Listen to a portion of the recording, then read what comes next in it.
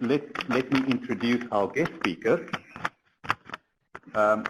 I've known Mark for a long time, so we go way back. We've worked on proposals, we've worked on a couple of conferences together, and I've always enjoyed working with Mark. And as a matter of fact, this summer I was in Barcelona attending a conference that he arranged, and that was a fantastic experience, focusing again on health and transportation broadly. And Dr. Mark Nieuwenhuizen is a research professor with IS Global, the Barcelona Institute for Global Health. He's a world-leading expert in environmental exposure assessment, epidemiology, and health risk assessment. And he is particularly interested in healthy urban living. He leads several high-profile studies, including the TAPA study, which is examining the health impacts of active transport in 6 European cities, as well as many other very important projects. And please join me in welcoming Dr. Mark Nieuwenhuizen.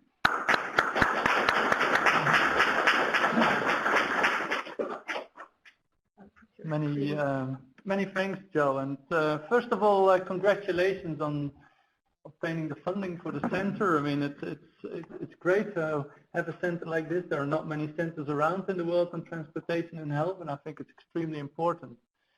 I've also had the pleasure of being here for the last 2-3 weeks, and I'm really impressed by all the work that's going on here and all the work that's being proposed. And it's going to be very exciting, I think, and hopefully we can do things together as well, because I think it's extremely important.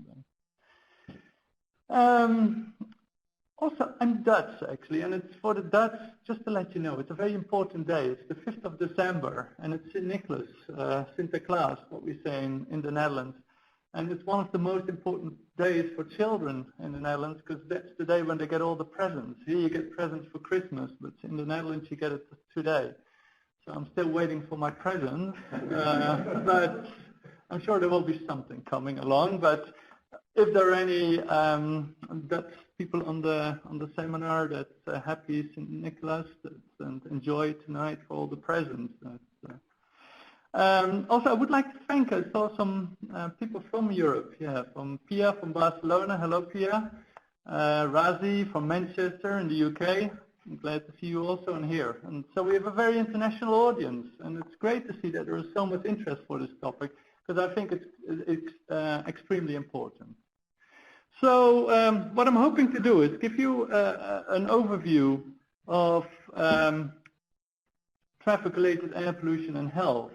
And I've divided up my presentation into 5 different sections. Introduction, just then I'll talk a little bit about exposure assessment, some of epidemiological studies, so some new approaches to look at this using OMIC studies, and a section what I call systemic approaches going beyond air pollution. And most of it I'll illustrate with the work what's going on in our institute and what we've been collaborating on, and a bit further as well. But of course, I mean, there's so much out there at the moment, so you need to make a choice, actually. So what we know at the moment is that air pollution kills a lot of people, unfortunately. Joe mentioned when we look at outdoor air pollution, the latest figures show more than 4.2 million people die prematurely each year as a result of air pollution around the world.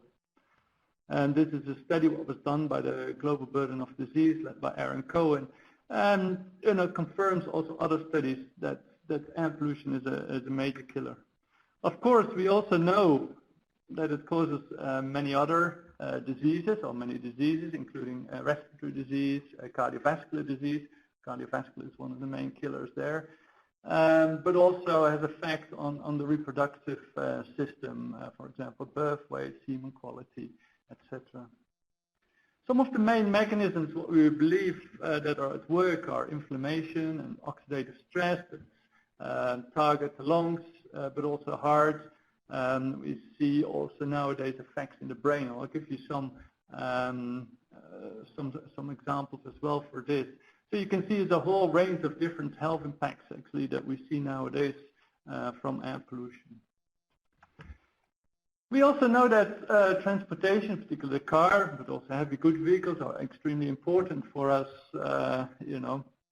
They bring many benefits through mobility, increased employment, technological advances, economic prosperity, for example. And, you know, the car very much defines what we are nowadays. I mean, it's hard to imagine a world without a car. What we see is also for the predictions is that the number of cars is still increasing rapidly. I mean, at the moment, I think there are 1 billion cars around. The predictions are for the next 20 years that this will increase by another 60%, up to 1.6 billion cars. Now, there is also a trend that a proportion of these vehicles will be electric. And some people think, then the air pollution problem actually will go away. But of course, this may not be, because even electric cars, most of the time, what you reduce is local emissions from the tailpipe, but you still have other non-tailpipe emissions as well that will be around. So they won't solve the problem for air pollution, and also it won't solve many other problems that I will get back to at the end of my talk. Of course, I mean, there's a lot of air pollution, but it's not only coming from the cars, from heavy goods vehicles.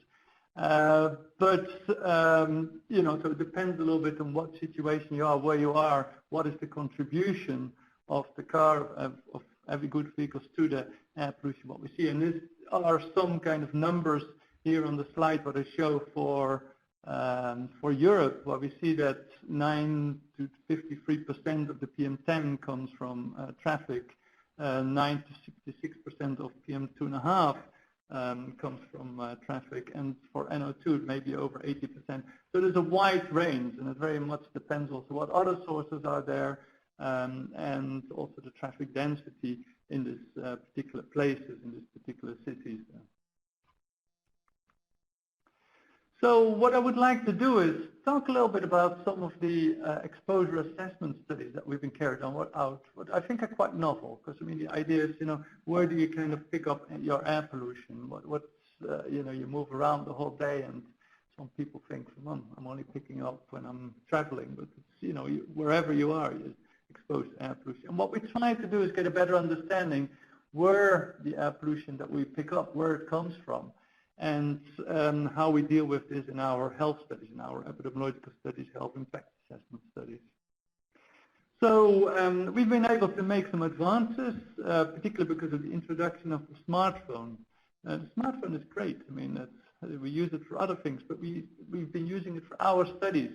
And what we use it for is actually to track people and to see how much physical activity they do. And also we can connect it to sensors to measure air pollution. For our studies, we use the smartphone. We put an app on it. We've got 2 apps that we use in CalFit, which was developed by Atmosito. And also we've got a new one called Expo app that we use for other studies. And this allows us to track exactly where people are during the day. And also we use the motion sensor to look at physical activity of the people. So initially what we did, our studies, was just track people where they are, and then overlay where they are with an air pollution, with an air pollution map that we already had for the city. So here what we can see in an air pollution map, a spatial map of air pollution in Barcelona. We put some temporal variability on this map using background monitoring stations, because, you know, air pollution differs by day. I mean, it goes up and down. So we have the spatial map moving up and down depending on what the background monitoring stations say. And then we have people moving around the city that wear this app, and we overlay where they are with the levels at that particular point in time. And furthermore, if they do physical activity, we take this into account as well, as because when you do physical activity, your breathing rate is much higher, so you inhale more air pollution, and then we can predict what is the inhaled dose. So here, these are some of our first studies, what I show you. This is a map of 30 people traveling around Barcelona for 1 day. And first of all, what you can see, this is the whole of Barcelona. It's about 10 by 10 kilometers. I mean, it's about the same surface area as College Station, but with many more people. And what you can see, first of all, is that people traveling around quite a lot, more than we actually expected. And what you see is also here, this is the physical activity levels they do. So, and the darker the dots, the more physical activity. In particular in the city center, they do a lot of physical activity. They walk or they cycle. And when they go a bit outside, probably sit in the car, so you see less physical activity. Then here is it overlaid with the NO2 concentrations, nitrogen dioxide as a marker for traffic. And what we can see is here the highest levels, what we find are in the city center. This is where most of the cars are. You get the highest level there. And then the third map is what we show is the inhaled dose. So this is combining the level of air pollution with how much people actually inhale. And what you see in particular in the city center, we get the highest inhaled doses, partly because the highest level and also because people are most physically active. Now the nice thing for this is then that you actually can look at what is the concentration by microenvironment. So we know how much time people spend at home. For example, here we see the amount of time they spend at home, almost half the time people spend at home or a little bit over that. Then how much time they spend at work, normally about 8 hours per day, and then on other places or in transit, and where you can get some kind of idea. And we know what is the concentration. We can look at what is the concentration in these different environments and actually calculate the inhaled dose. And what you can see, for example, is that even though people spend most of their time at home, in this case, they only got 40% of their inhaled dose of NO2 actually at home. The rest came from other places. On the other side is what you see, although they only spend 6% of their time in transit, almost 20% of their inhaled dose was when they're actually traveling. And that's because the levels of NO2 are fairly high near the roads. And we had quite a few cyclists in this study as well, what had quite a high breathing rate. We did a similar study like this, so we do quite a few of these studies, but I want to show you this one in particular, where we actually gave people also a little sensor. This is a microaffluometer. It's nice, small, can be easily carried by people, and this was for kids. So what we did, we gave the kids a little pouch. We put the phone and the sensor in there, and they were walking around for a day. Fairly easy, to use, but you get some really nice data of this as well. So first of all, again, this is done in Barcelona. It's the whole of Barcelona here. And what you see here is the trips that the kids were doing during this particular day. And most of the trips are actually when they were going from home to school. So we don't see as many as in the previous slides. But still, they had quite a few trips here as well. Also, then when we look at the concentrations, then you can actually look, where do they spend the time? What are the concentrations for this? And first of all, what you could see here is that the kids spend a lot of time at home, about 15 hours per day, 8 hours at school, and then just under an hour commuting. Also, what we see, the levels at home are some of the lowest. School is a bit higher. This is particularly because at home, that's normally during the night. This is during the day. And in particular, the commute, the levels are twice as high, more than twice as high as being at home. Also, when you look at the contributions, 46% of the exposure they actually pick up at home, and about 13% during commuting. Here we didn't take into account the inhalation, but we did in another study. But again, what you can see is here nicely where are people actually picking up their exposure. And in this case also for microaffluometer is good because it picks up black carbon. And in Barcelona we have a lot of diesel cars. Over half the fleet is actually diesel cars. So this works extremely well. Now the other thing, what is really nice to see is here that the levels of black carbon actually vary over the day. So we took the average of the 50 kids and just plotted it.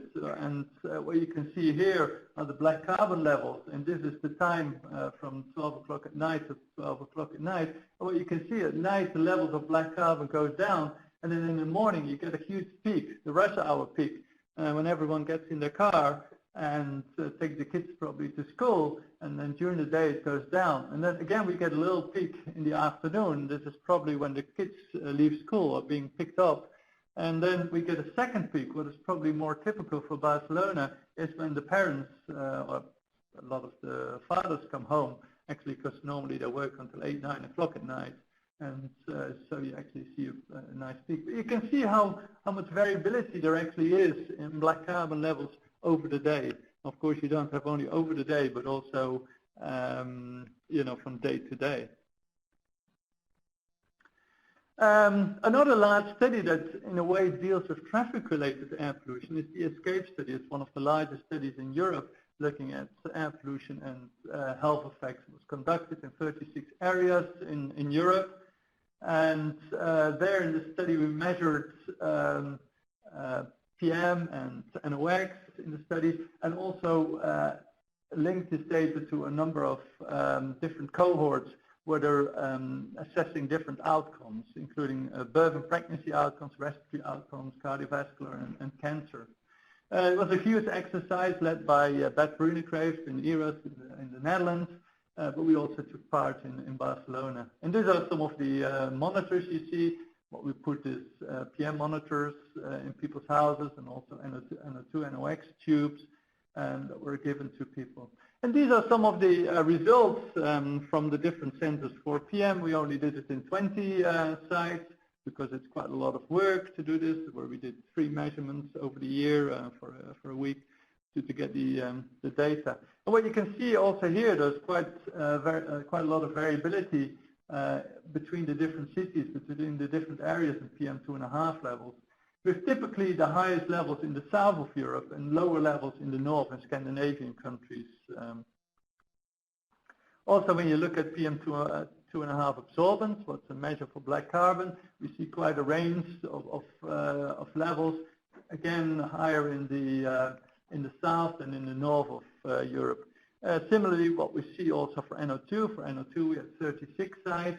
Again, I mean, it's lower in the north, in Scandinavian countries, and higher in the south. And in this, for NO2 in Barcelona, we were the winner with the highest average level of NO2, unfortunately. Now, we use this data, these measurements, to model the air pollution in each area using land use regression models.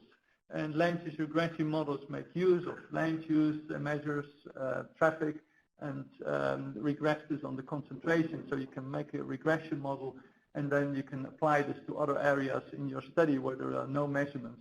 And these are maps where you can see of Barcelona. Now, what goes into this model is also a traffic indicator, and as a result, often the air pollution estimates what you get tend to be more related to traffic than any other air pollution.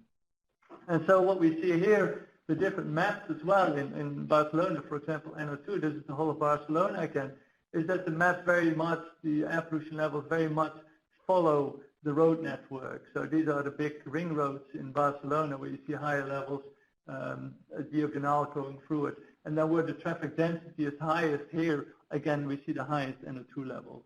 For the others, we see more or less the same happening. Say for PM2.5, it's even clearer. PM core is a bit messy in that way, but the rest as well, I mean, it gives a fairly good indicator of the traffic-related air pollution. So what we did, as what I said, we also had cohorts in all the different study areas, and then related the levels to outcome. And these are some of the main results, what I'll show you. This is a study by Balen et al. We looked at air pollution and all-cause mortality. And what we found that PM2.5 and PM10 were statistically significant related to all-cause mortality. So we saw about a 7% increase in all-cause mortality per 5 microgram per meter cube of PM2.5. This estimate is a bit higher than normally what you see for air pollution, and it may be because it's more traffic-related air pollution, or that's what I kind of hypothesized. Furthermore, we also looked at, at different levels, if we stayed on the different levels, because I mean, often the question is, where do you see the health effects? Do you see them still at very low levels of air pollution? And if we did a cutoff for different air pollution levels, if we looked only at areas under 25, under 20, or 50 micrograms per meter, we still saw very similar estimates actually for all-cause mortality in PM2.5, suggesting that even at very low levels of air pollution, you still see health effects of air pollution. Another large analysis we did was on air pollution and lung cancer. Again, what we saw an association between air pollution, particularly PM2.5, statistically significant relationship between PM2.5 and lung cancer, 22% increase in lung cancer per 10 microgram per meter cube, PM2.5 in this case.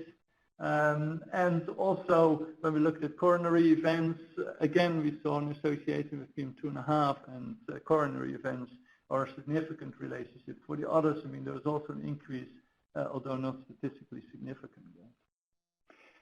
We looked at other effects as well, for example, for asthma, and this is a study where we looked at association between asthma at the age of 8 with children. And what we saw, again, I mean, there were increased risk for the different air pollutants, but none were actually statistically significant. And this may be partly because the population is too small. You need to have larger numbers in your groups, in your study to get statistically significant results. So to overcome this a little bit, we did a systematic review and meta-analysis on air pollution, traffic-related air pollution and childhood asthma, pulling all the studies together that have been carried out so far. And this was done by Haneen here with us. Spent a lot of time going through all the different studies, finding out, just the relevant studies. And I think at the end came up with about 40 different studies that went into the meta-analysis. That not all of them for all the different exposures, but it's still quite a few of them. And what we found in this particular study is that there's a significant relationship, a significant association between the different air pollutants, most of the different air pollutants, and childhood asthma. I think this is particularly the onset of childhood asthma, and this is one of the first studies actually showing this. Here you can see the results of black carbon. For black carbon, almost 10 studies available, and what we found was that the black carbon risk of childhood asthma increased 8% per unit of black carbon. What we had at this stage was a significant increase. Also, as what I said, for the other pollutants, except for nitrogen dioxide, we found statistically significant increases of childhood asthma in relation to air pollution. The interesting thing is here is for black carbon, the estimate is fairly good, and there wasn't very much heterogeneity between the different studies. So all the studies were pointing in the same direction, showing an increase. But if you look at, for example, at NO2, where there were more studies in a way, what we found, although there was a significant increase, 5% significant increase, there was much more heterogeneity between the different studies in terms of their results. Perhaps pointing towards that NO2 may not be the cause of asthma, may be a surrogate for another pollutant in this case. Similarly, for PM2.5 and PM10, there was also some heterogeneity. Again, we saw increased risks for this.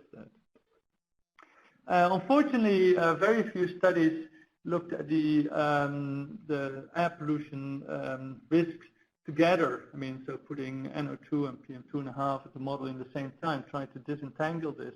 And this is something what needs to be done because, a number of these pollutants are fairly highly correlated, so you don't know exactly which may be the main cause of the asthma, although perhaps it's a combination of all of them. Also, we use this data, again, work by Haneen, what he will present, I think, in the next seminar or seminars to come, where we did a health impact assessment, where we looked at, now we know there's a relationship. So how many kids actually in a certain place then get asthma as a result of air pollution? For this, he used a very novel approach, a full chain model, or Joe referred to as tailpipe to lungs. We call it a full chain model, where we combined, we did some traffic modeling. This was set in Bradford in the UK, a small place there, where we combined traffic modeling with emission modeling and air dispersion modeling to come up with an air pollution estimate for all the kids in Bradford. Then what we did, also we used the exposure response functions that I just showed you to actually predict how many kids will get asthma, and also particularly how many of them get asthma because of the traffic in this area. Because the advantage of using this kind of model is that you can apportion what proportion of the air pollution comes from traffic or from other sources. And this is also one of the novel aspects in this. So in this case, what we found that the levels of NO2 and NOx, the two main pollutants, were on average 15 and 25 micrograms per meter cube, and that a small proportion of this actually came from traffic. And using this approach, we may have underestimated a little bit the contribution of traffic, partly because the inputs into the model are emissions from cars that often come from lab results and may actually underestimating. So there's some improvement possible here. And Haneen can tell you more about it. And by the way, she's defending her thesis on Monday, so good luck there. But I don't have any concern about this. But anyway, what we found in this particular study, that we thought that there would be 687 cases of childhood asthma as a result of air pollution in Bradford. What is about almost 40% of all the cases of childhood asthma in Bradford. And that up to what we thought 109 cases, so just over 100 cases, may be specifically contributable to traffic-related air pollution. And as what I said, this actually may be a bit of an underestimation because of the modeling what was going on, and so we're trying to improve that still. So we think if you do some correction, then about a quarter of all the childhood asthma cases may be attributable actually to traffic-related air pollution in Bradford. So let's move on, because I mean, I'm trying to get a better idea for what is the contribution of traffic from all of this, from the air pollution. That's what I said, there's a lot of air pollution around. It doesn't all come from traffic. And one way of doing this to get a better idea of what is the contribution is what I showed you. You can do the air dispersion modeling. The other thing is that if you have existing measurements, is actually look also the chemical composition of the measurements of PM2.5 of PM measurements, and then use some kind of modeling, PMF modeling, positive matrix factorization modeling, to look at what are the sources. And this is what we did in Barcelona. So we used routinely collected dust measurements.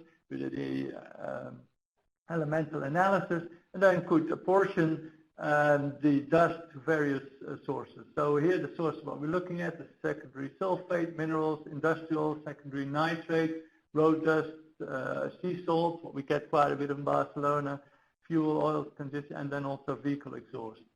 And then in this particular study, Bart Astro, who was over with us on a sabbatical, did some analysis and related that to the premature mortality in Barcelona. These are time series studies. On a particular day, we looked at what is the mortality, what is the air pollution.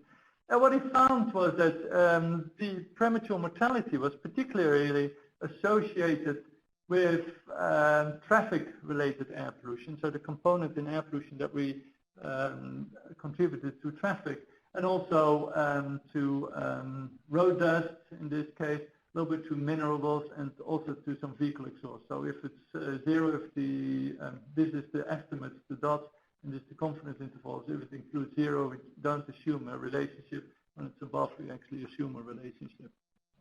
So there was about a 6% excess risk, 6% increase in mortality per microgram in cube increase in PM2.5. So we use this kind of approach, the source apportionment technique, also to look at other outcomes. And this is Payam. We looked at it in a cohort of pregnant women.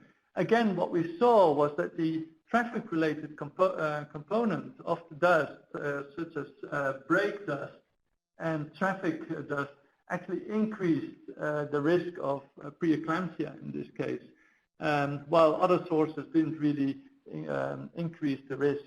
So it's pointing towards traffic as a potential cause for preeclampsia. Another nice study what we did in Barcelona is the BRASH study. This is a study among school children, more than 2,500 school children from 39 schools. in Barcelona. And what we did, we visited the schools 4 times over a year and had the kids doing a lot of tests, in particular computer tests to identify, assess their cognitive development. And so the little computer tests, they love this kind of stuff because they always do this kind of stuff, you know, otherwise. And what we assessed was working memory and superior working memory. These are very good indicators of their cognitive development. And normally, of course, when kids get older, their cognitive development improves, so they will always improve. And what we did was, in this case, split up the schools between high and low air pollution schools. And what we found was that in the low air pollution schools, the cognitive development, the working memory increased much more than in the high air pollution schools.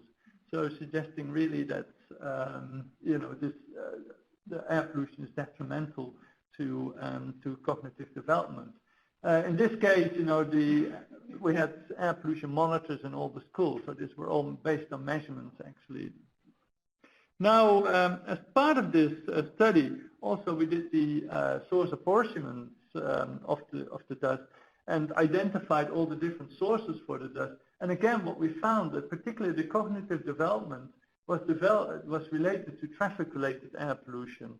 The other sources didn't really contribute to the cognitive development or the decline in cognitive development, but it was mainly the traffic-related component. Also, we found that it was not only the longer-term exposure, so over a year, but also the day before that actually affected cognitive development. In this case, it's NO2. And as part of this study, we also looked at how the kids were commuting to work and what the exposure was when they were commuting to work, to school. Let me, that's too much work in my mind at the moment.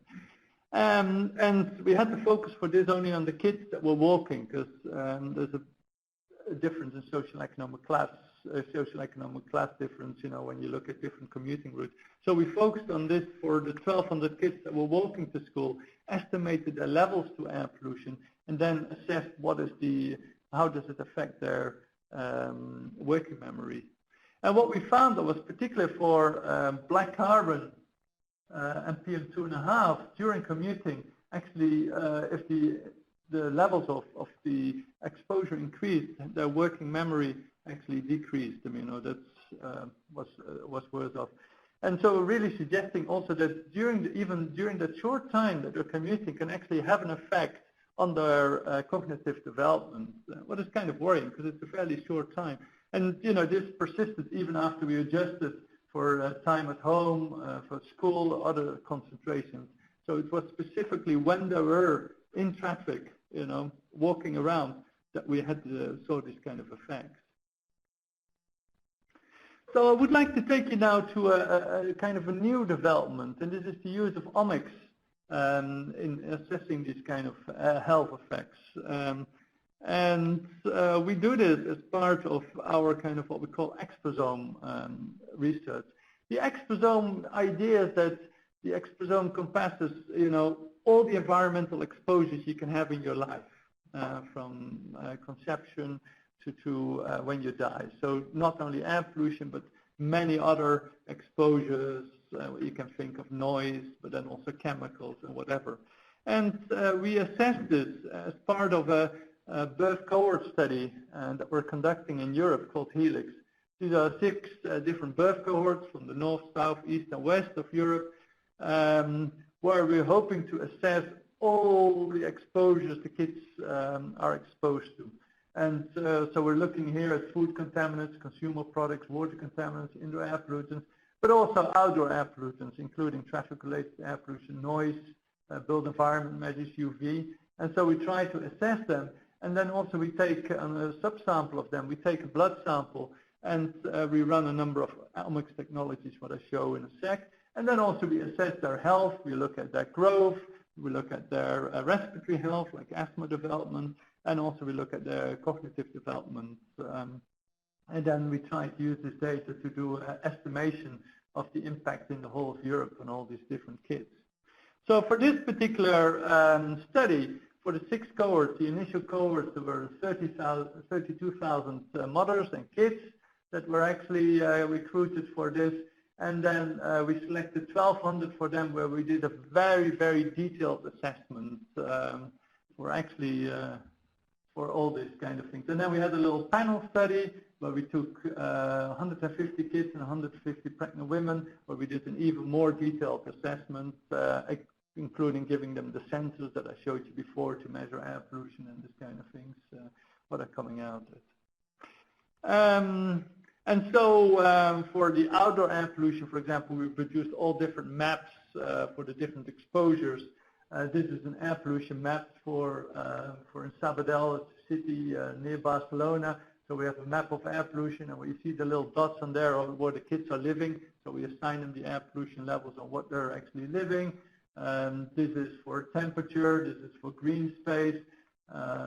Here, this is UV. UV is not so informative because we get it from remote sensing, and they're only on a 10 by 10 kilometer scale.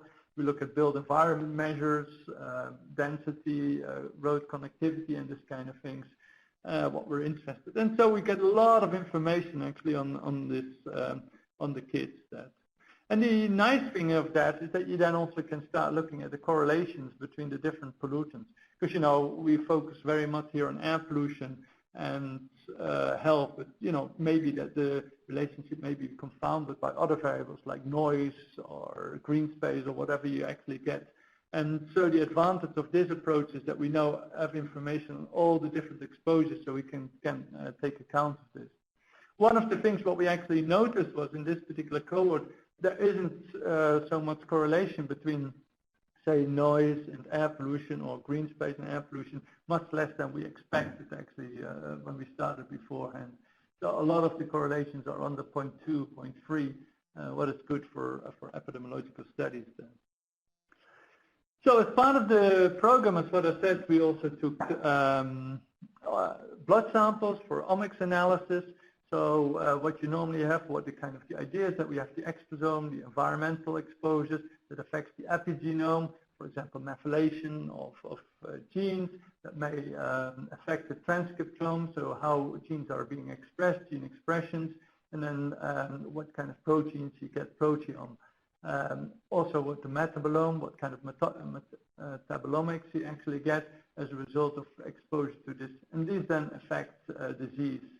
So with this particular program, what we're trying to do is to see if the different exposures are related to different different markers for this kind of omics technologies, and also if we can get a better understanding on the underlying mechanisms of how the different exposures are causing disease. So these are some of the platforms what we're using. So it's what I said for, we look at the epigenomics, what is like methylation of genes, where we use the 450K Illumina platform, which is often used for this kind of things, where you look at almost 400,000 different features, different methylation marks in this. We look at transcriptomics, where we look at gene expression, over 30,000 genes. We're looking how they're being expressed in this kind of things for this, and then it goes down. So for the initial results, and these are very preliminary results, and this just to give you some idea of what we're trying to do. It's looking at NO2. So we look at this, the different cohorts, what we have here, the different cohorts are given at the bottom, and these are the levels of air pollution during pregnancy and at the age of 7, 8 of the years of the kids. But we can see there's quite a bit of variability within the cohorts in relation in NO2 concentrations. And so what we're trying to do that is relate these concentrations to different omics outcomes, what we have here. And in this case, for the initial analysis, we found that we found some relationship with 5 markers of transcriptomics and methylation during pregnancy, and more, over 40 of them, during postnatal exposures. Particularly the methylation marks coming out here, the kind of the marks which give the names and related to the genes. In this case, the genes relate to calcium transportation, and also zinc. So these are specific functions in the body that are related to the NO2 exposure in this case. When we look a little bit further, in particular there's one gene that came out where we saw the methylation, is also related to different, it's very close to other functions like eosinophil counts, antiplatelets, autism spectrum, and so we get a little bit better idea, you know, for these genes, how active they are, what is actually happening, and what it may be causing. If we then also look at pathway enrichment, where we try to take all the information from the different genes together, we can look what kind of different pathways are affected. In this case, for example, top what came out was the insulin, ICF pathway, you know, what's the metabolic pathway, what kind of important may cause different disease, we get a better idea. Now this is just give you a quick idea of what we can do, and we're doing further analysis. It takes a long time to do this. We want to do this with different air pollutants, different other exposures to get a much better idea what is going on, and with this hopefully it gives you a little bit of a flavor. Of course we can compare it with other studies. There have been a few other studies looking at this. What we saw so far, they've found different CPGs, different islands in a way that we found in our study. So it's a new area that's developing and needs more resources to take this actually further. So finally, I want to tell you that it's not only air pollution in a way we should be worried about when we talk about this, but go a little bit beyond and look more at systemic approaches, I think, to solving some of the work. So a couple of years we wrote on this a little bit more about the health impact of traffic-related exposures. It was also led by Haneen. So we know that air pollution causes disease, but also we get premature mortality from motor vehicle crashes. The other thing what we see is the human physical activity or inactivity. Often car users are much less physically active than others. And also traffic causes not only air pollution but also noise. It may reduce green space because when you have the roads, I mean, there's a lot of infrastructure what you need for cars or other vehicles. We actually could put some green space, and this is particularly an issue in cities, and also may increase heat island effects.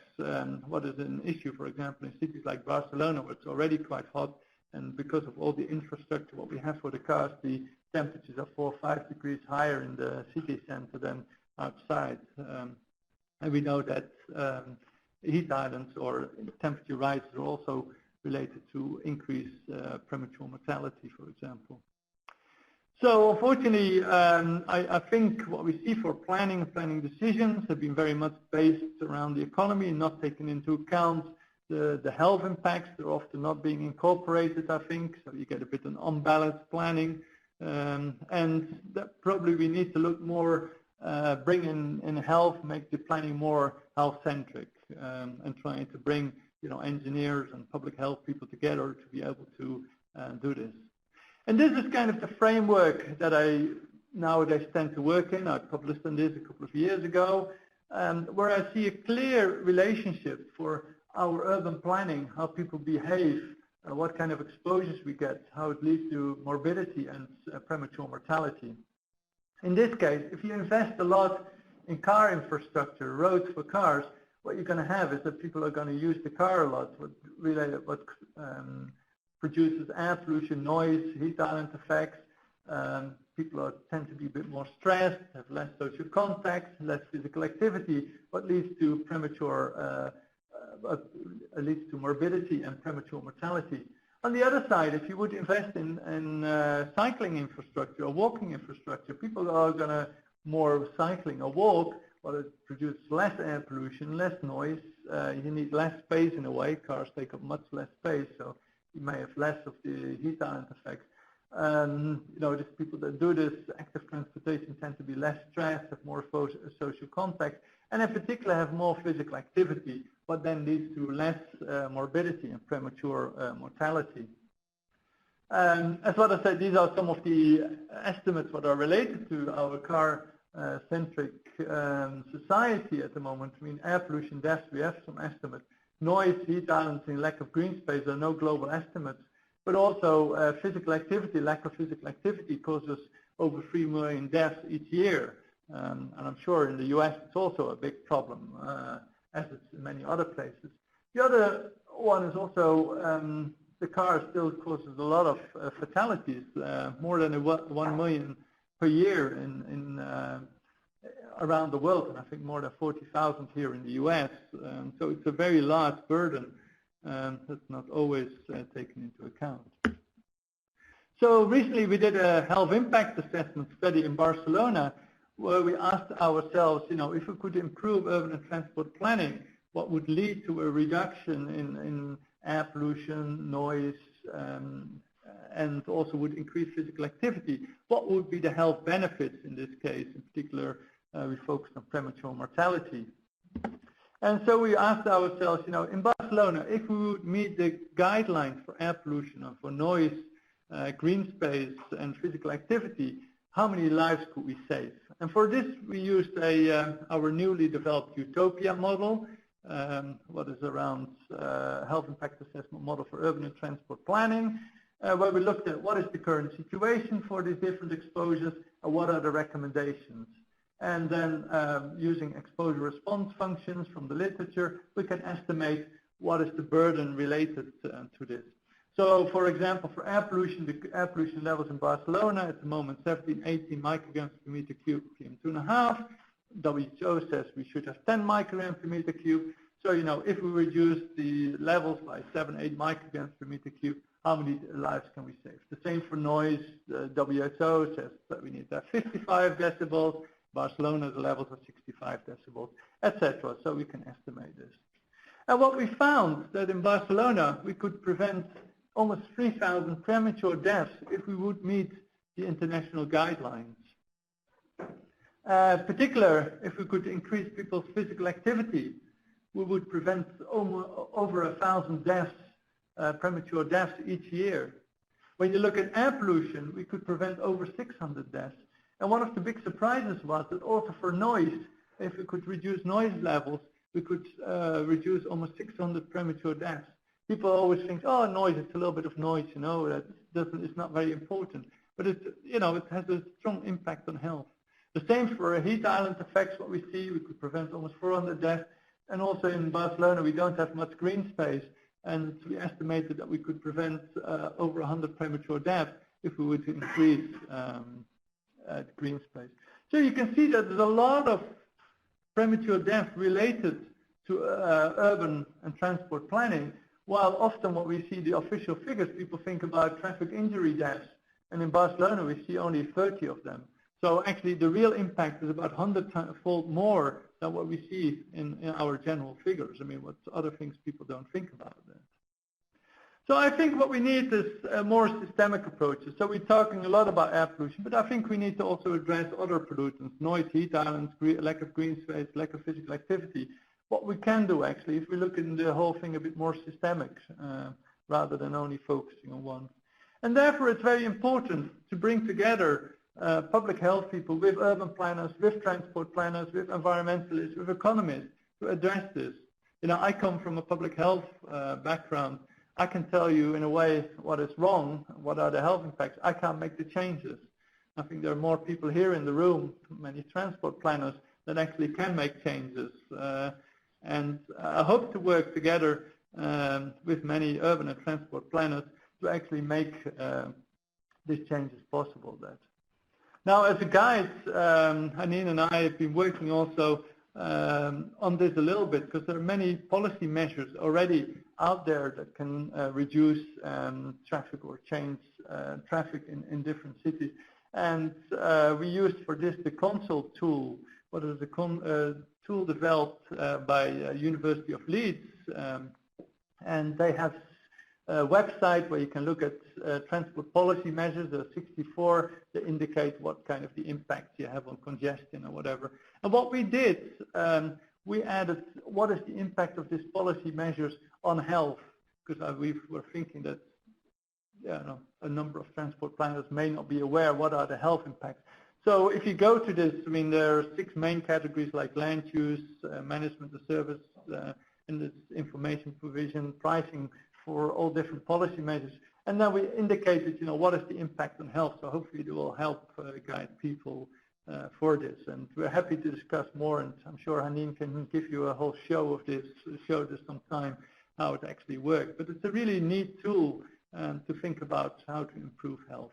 And this is a little example when we looked at, for example, when you think about density and land use mix, how it may affect physical activity, vehicle crashes, heat islands, or whatever. So we made some of these figures to bring out what are the impacts on the different exposures and on health for this. Now, some cities have gone a bit further. And for example, in Europe, there's quite a bit of talk in reducing car use or banning car use altogether from cities or city centers at least. I'm not sure it's very popular here in the US, perhaps you have fewer alternatives in that way.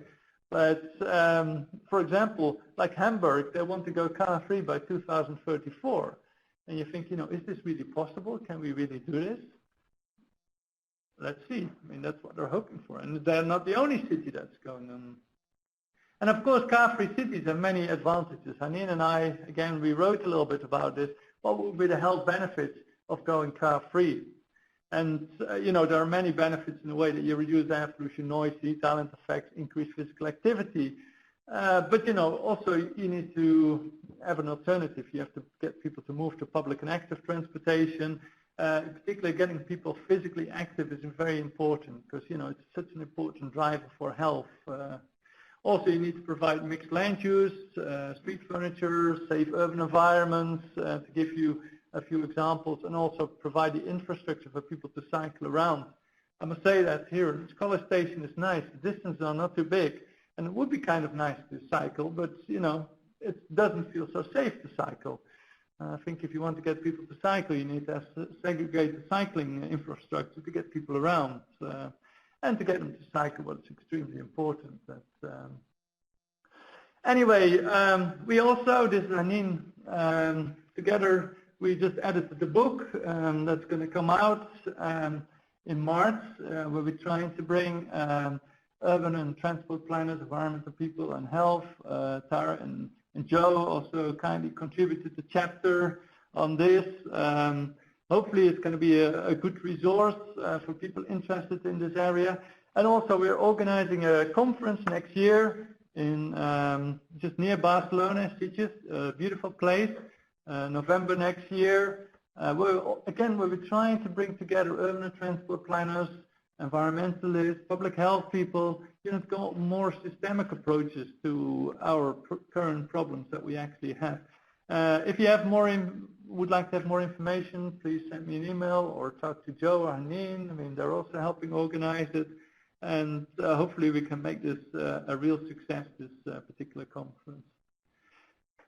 Most of the things I talk about, I don't do myself. I just travel around to talk about it. This is kind of people from my group that do most of the work and complaining when I'm traveling, when I'm spending 3 weeks in College Station. They say, where are you? But, I'll do my best to talk about their work. But many thanks to all of them to contribute.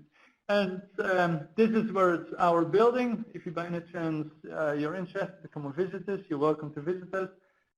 We only have 1 floor on the building, so here, but we have the beach in front of us. So when you're fed up with us, you can just visit the beach and have a good time there. And you're always welcome. And many thanks for this. And if you have any questions, I'm happy to take them. Thank you.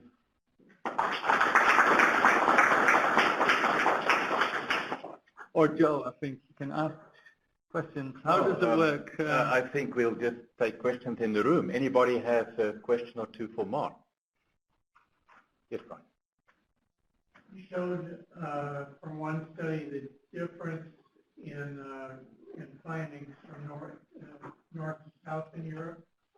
I'm wondering if with some of your other research, if you've had a chance to compare results similarly across different geographies. Around the world, you mean, or around the world or in Europe? Either. Yeah, that's right. So I mean, that's what I said for what we looked at for air pollution. Again, we see this north-south divide where often it's much cleaner up in the north of Scandinavia. They take more care of the environment, more in the north and the south. And of course, when you then look at health, I mean, again, I mean, you contribute more health effects to this in the south than in the north. Also, for other exposures, we see similar things. If you think about green space, it's much greener in the north than it's in the south. You get less. If you think about UV, there's much more in the south than in the north. Yeah, so we see this different gradients of both in exposures and in health effects. Does that answer your question? Yes. For the rest of the world, I'm not so familiar. I mean, there's also differences. Repeat the question. Any other questions? Yes. Yeah, one study you did like school air pollution with coordinate function. So in this study, did you adjust the home environment or prenatal and exposure? So in this study, when we looked at the school environment and cognitive development, if we adjusted for other factors, yes, we adjusted for many other factors that actually may have an influence on cognitive development, including if the kids are playing a lot of computer games or not. I mean, no, I mean like prenatal air pollution. Prenatal? Yeah, so also we looked at home air pollution, commuting. We looked at prenatal air pollution for this as well. So we had a fairly good assessment of the air pollution. Furthermore, we looked also at noise.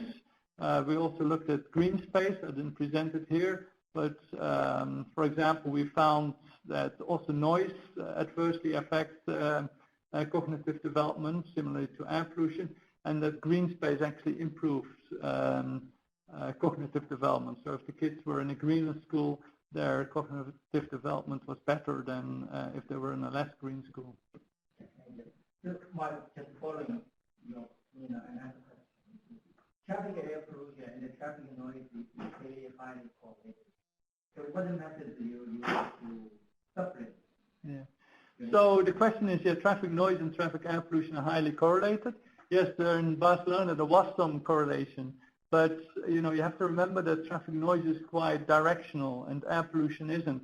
So there's enough you can actually separate the two in this case. I mean, it depends often where the setting of the study is what we found. Some places you find a high correlation. You find a correlation of 0.7, 0.8 between air pollution and noise. In other places you find a low correlation because of this different behavior of the two pollutants.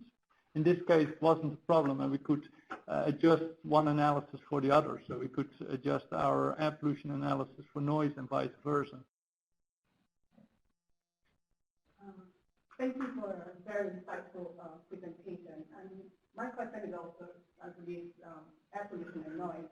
I was wondering if it is possible to use the OMICs measurement to actually decipher the difference, separate air pollution effects from that comes from noise. Yeah.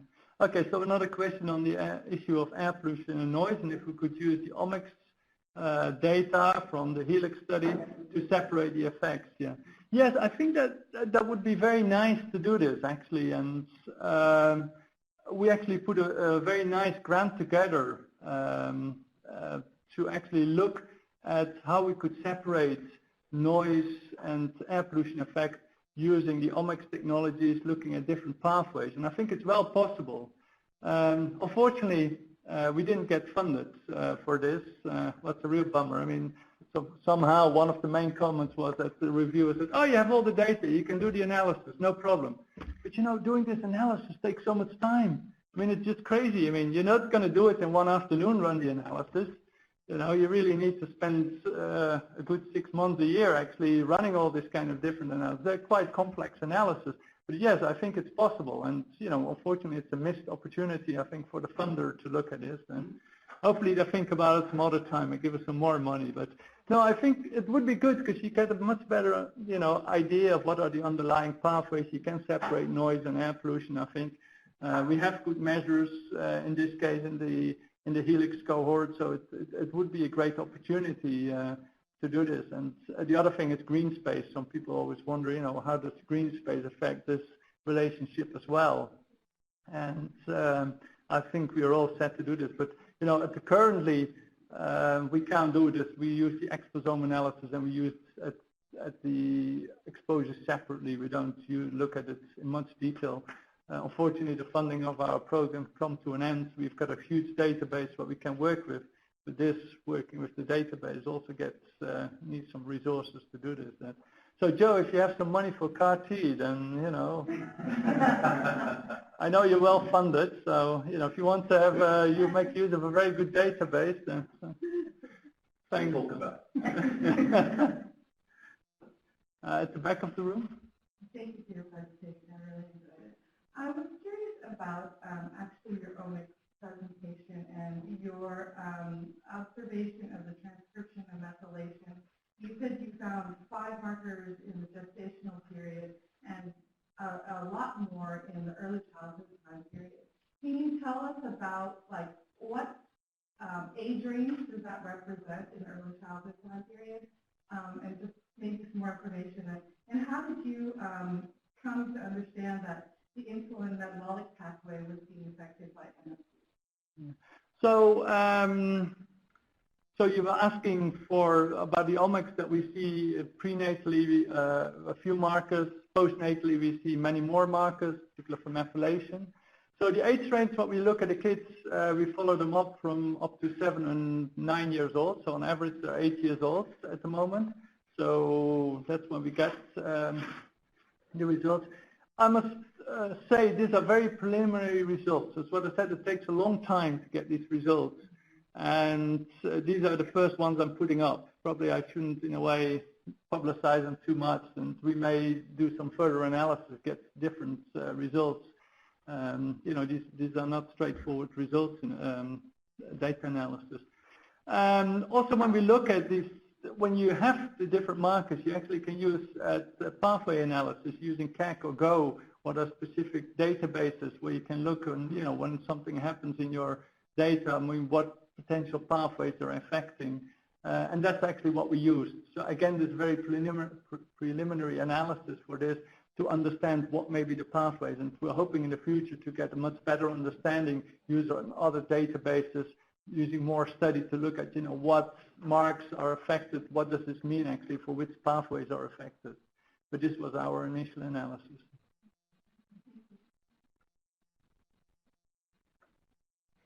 Anything from the web? Yeah, we've got 2 questions from the webinar. Do you want to come up here to talk?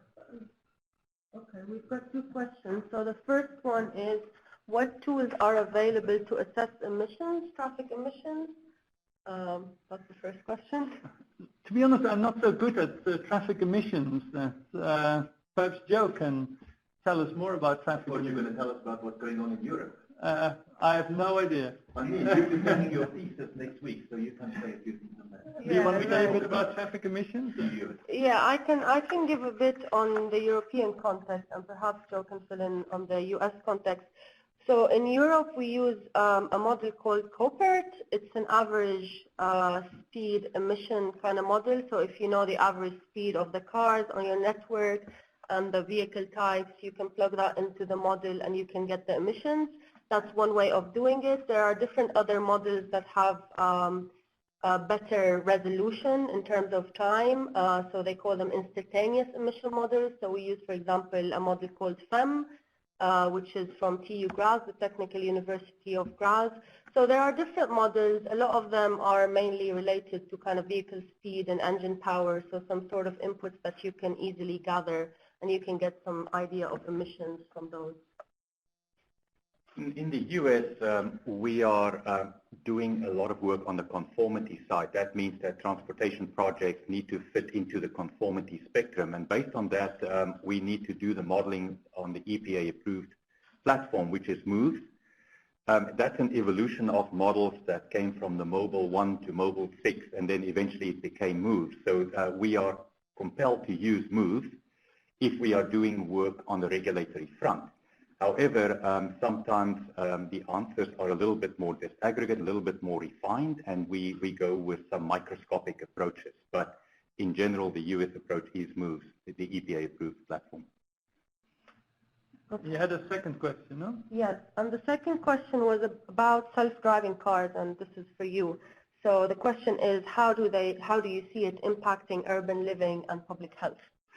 Yes, this is a very interesting question, the self-driving cars. I mean, I do other lectures on this as well, and to be honest, I think we don't know exactly how this is going to impact urban living and public health. I mean, it's, you know, there are different predictions, but we don't know exactly how people are going to behave. We know that we're going to get more self-driving cars, autonomous vehicles very quickly. I think, you know, manufacturers, technology companies want to get them on the road as soon as possible. And the prediction is that by 2050, 2060, all the cars will be autonomous vehicles, and you won't be able to drive yourself because, you know, it's going to cause too many accidents and it's going to be too costly.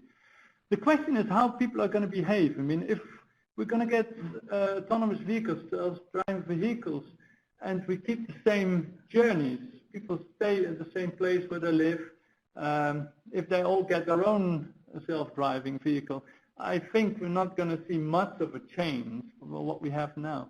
If we're going to talking about shared self-driving vehicles, I think then we can perhaps see an improvement, in particular for public health, because we get less vehicles on the road. I mean, there's some study from Lisbon, I think, where they predicted that if we're going to have shared vehicle use, we can reduce the vehicle fleet to about 10% of the current vehicles. I mean, imagine, you know, if you're going to bring down the number of cars. I mean, as you all know, cars are parked 96% of the time. You only use them about 4% of the time. So if you get all the parked cars off the street and you can put some nice trees or whatever, it would be a great improvement for public health, I think. The problem is, I think, if people are going to think from, I'm going to use this car, I'm going to use my time that I'm commuting to work or to school as to work, and then they think from, if I can use my time to work, I'm going to live a bit further away. So I'm going to live in half an hour further away because it's nice, cheaper to live out there. I don't have to bother with other people. And so you get more vehicles, so you need more vehicle kilometers driven. And so this may be detrimental to health. I mean, now partly you can say, let's make all the vehicles electric. There will be some improvement. Of course, it will be some improvement, a little bit less air pollution, a little bit noise. But I mean, there are other factors that actually doesn't influence. So I think, you know, there may be experts here in the room. I'm on best institutes on this. I mean, so I'm just blabbing away what I think what it's for public health, and probably you have better predictions on what's happening with this. So for me, it's still fairly open. I mean, it can be very beneficial for public health, and it cannot. Let's see which direction we're going.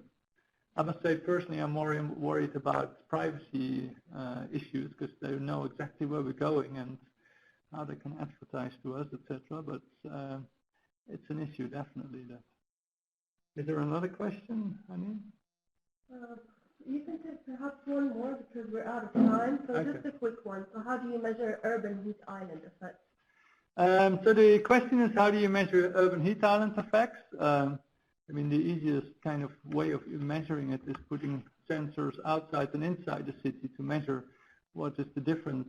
What we use is also remote sensing data, so from satellite, to actually look at the different heat patterns, and that's what we use in our studies. Probably it's a very simple way of doing it, but that works for us. I don't know if anyone else has some suggestions here. Good. If there are no questions, can I thank everyone? It's so nice to have you all here and online. I hope still Manchester, Razi, that she's still awake there. No, it's getting a bit later. And Joe, good luck with your institute. I mean, it's a great initiative, I think, and it's wonderful. All the work that's going on, very exciting projects. And if we can help in some way, we're happy to help.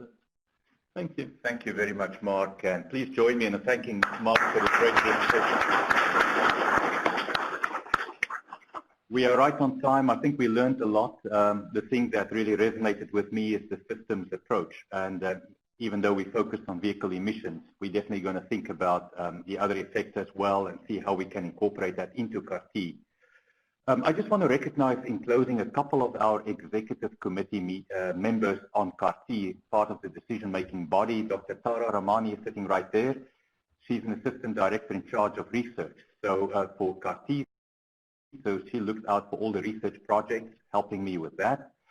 Marsha Walker is there in the back. She's Assistant Director for Administration.